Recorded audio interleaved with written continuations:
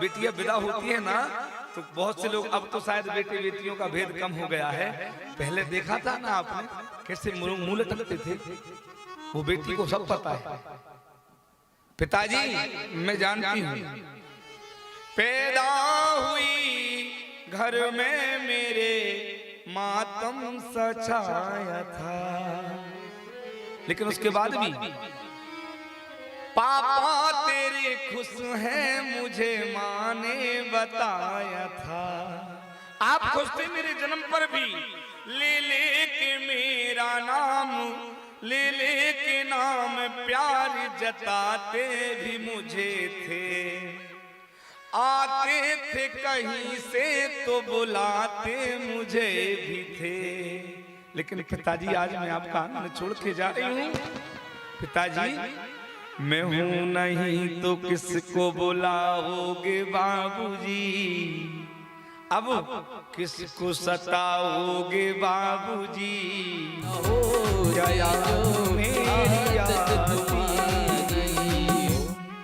आज जा रही हूं पिताजी, मैं जानती हूँ वो बिटिया कहती है जाते जाते अपने पिता से, पिताजी हर जिद मेरी पूरी हुई, हर बात मानते, बेटी थी मगर बेटों से ज्यादा थे जानते।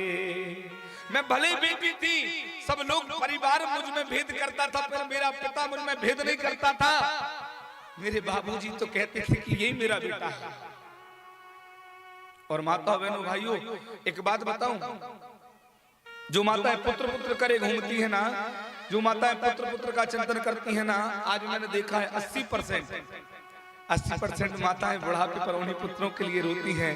और वो बेटियां हैं ना, वो बेटियां दूर दराज से आकर के अपनी माँ को बुढ़ापे पर भी सहारा देने का विचार करती हैं। ये बेटियां हैं मेरे भारत की। आपको एक आंखों देखा हाल, एक छोटा सा किस्सा याद आ गया, मैं सुनाना चाहता हूँ।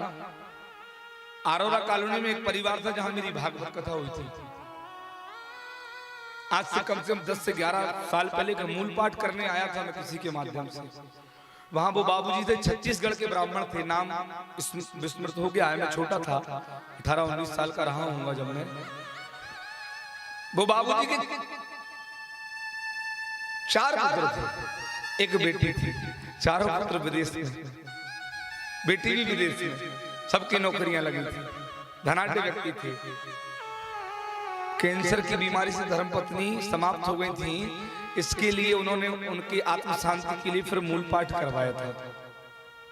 उस मूल पाठ में गए ना, तो वो बाबूजी पूजन करवाते थे, उनकी बिटिया घर में थी। तो 2-3 दिन के बाद में जब प्रेम बना तो मैंने धीरे से पूछा, मैंने कहा बाबूजी दीदी हैं, बालक कितने हैं?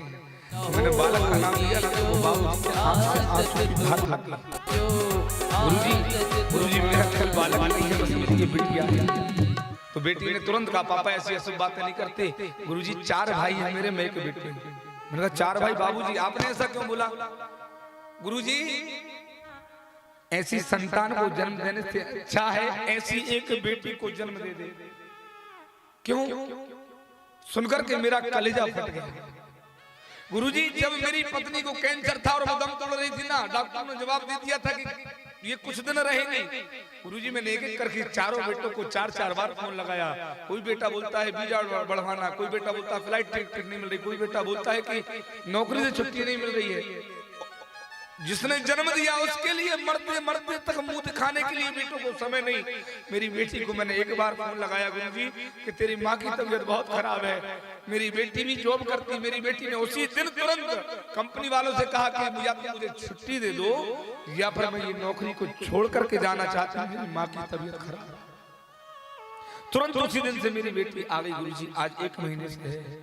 तो माताओं बहनों भाइयों, मैं अगर कहता हूं कि अगर ऐसे बेटे जिनको जन्म दिया और मरते समय आपके नजदीक ना आए, तो ऐसे बेटों से अच्छा है मेरी भारत की एक लाडली को जन्म दे देना।